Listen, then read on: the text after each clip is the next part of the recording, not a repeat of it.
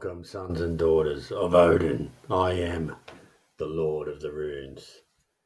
Today, folks, I'm not going to read a rune. I'm going to actually talk about Odin, who is the Allfather, the chief god of the Norse pantheon, and the one-eyed god. Hence why I'm wearing this eye patch, you may wonder. To put a long story short, I was told by Odin, yes, I was told by Odin to wear this eye patch for the next 9 days and 9 nights.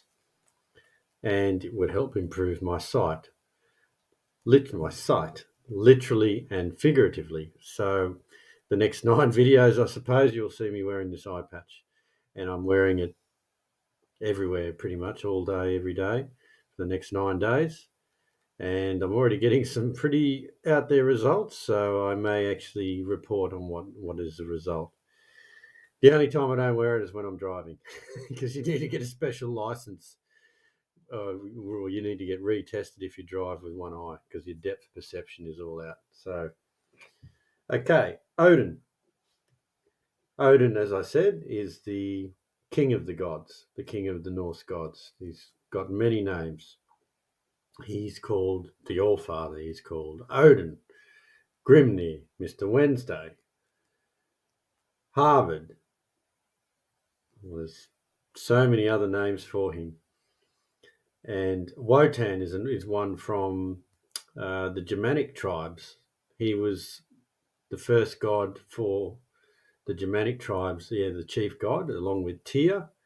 He ended up actually replacing Tyr as the chief god, who used to be the king of the gods. And he is known as a bit of a wandering god. He likes to wander around the realms, the 9 realms. Don't ask me to name what all 9 of them, because I don't know if I'll get there. But yes, he's a wide-ranging wanderer who is incessant in his search for knowledge, for new powers, for new wisdom, gaining wisdom. He's got a voracious appetite for knowledge, and he seeks that on his wanderings. And I've got a special connection with Odin. It's developed over time. What I do every day is, among other things, is I offer him wine and prayers each day. He likes to drink red wine, apparently. Well, that's what he told me anyway. And I've read that in other places. He doesn't actually eat. So, or what I've heard anyway, from what I've read about Odin, he doesn't actually require any sort of food offerings. So wine and mead usually do him. The other gods like Thor and Balder require other kinds of offerings. Freya as well. But yeah, Odin. What else can I say about him? He's he's the god of poetry. He's a god of communication. His rune is answers. So the rune of communication, of word magic. He's known as a very powerful magic user and a very powerful speaker. He's very good at seducing women in particular. There's a story about how he actually got what they called the mead of poetry. The story how he actually infiltrated a giantess's cave, whatever it may have been. I can't quite recall what it was, to steal the mead of poetry, because he wanted, of course, the gift of poetry. And he got into this cave. He wiggled through a crack in the wall as a worm, transformed into a worm. And then when he got in there, he was about to take a drink, and there was a giantess in there guarding it. So he seduced her with his words, and then when she was sleeping, he sucked up all of the mead out of the cauldron and took off. And he was being chased, and he actually transformed into an eagle.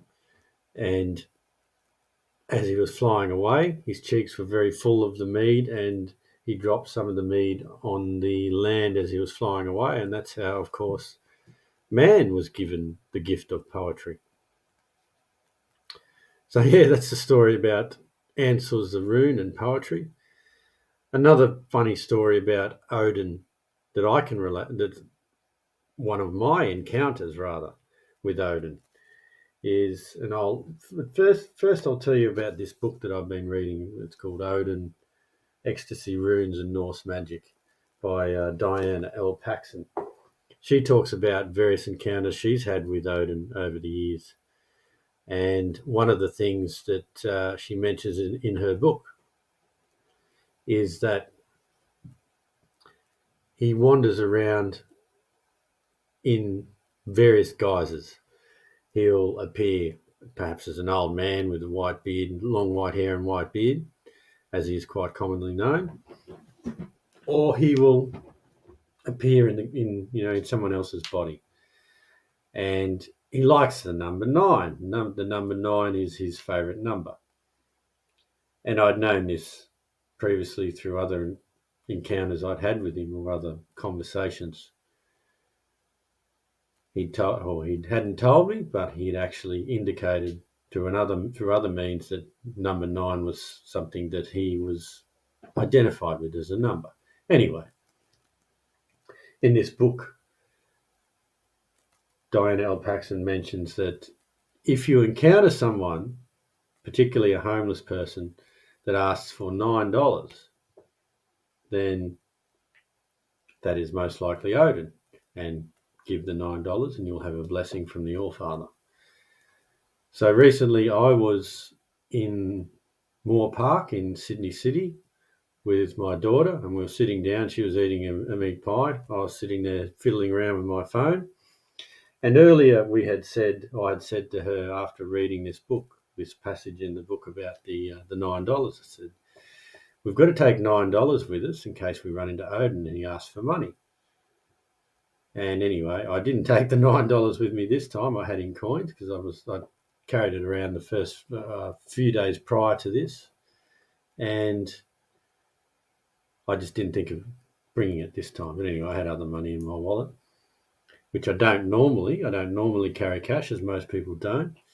Sitting there playing with my phone, and then I heard this voice say to me, "Hey, how you going, mate?" And I looked up, and there's this young man standing there. He probably would have been in his 30s, but he actually had Down syndrome. And I have a niece with Down syndrome, so I've got a connection there. And so I listened to him. I said, "Oh, hi, mate. How are you?" "I'm good. I'm well, thanks." Anyway, he said, "Oh, yeah, I've had my morning coffee and it was pretty good, but I'm a bit hungry. And the thing I want to buy is $9, but I don't have any money."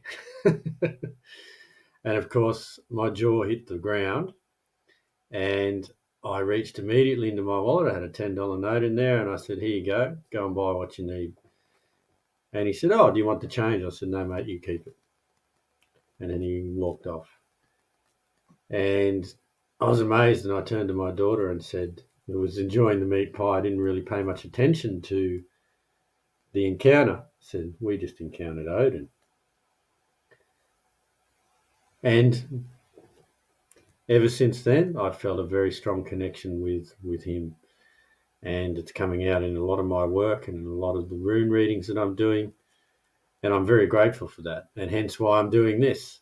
It may look a bit strange, or appear a bit strange to be doing something like this, hence why I'm doing it for 9 days. And 9 is significant because of the time that Odin hung from the world tree. And when he was trying to win the power of the runes, he hung from the world tree, pierced by Gungnir and with a noose around his neck, for 9 days and 9 nights.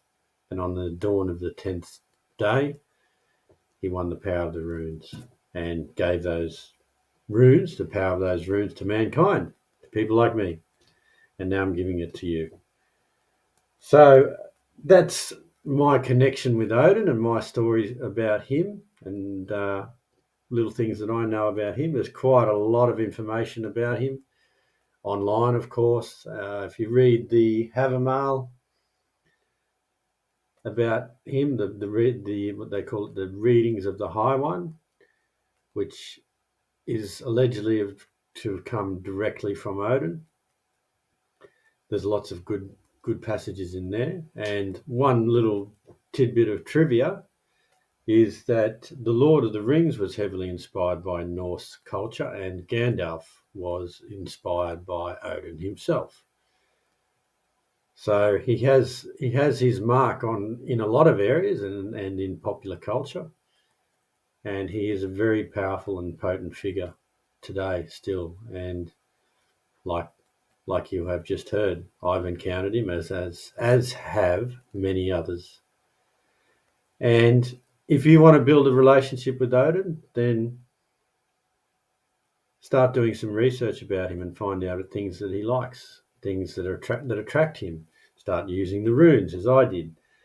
Read the Havermail. He actually likes poetry. So if you want to connect with him, come up with a little poem and ask to connect with him. Offer him wine in the morning, so on. Those are the ways that I've actually established a connection with him, and it is getting stronger by the day, and I'm very, very grateful for that. And hence why I'm doing this, and I'm very committed to getting it done. It's going to be difficult walking around with one eye, but the All-Father's done it for however long he has. So I will leave it there, and if anyone has any questions about Odin or my encounter with him, encounters, I have seen him before elsewhere, but I didn't realise at the time.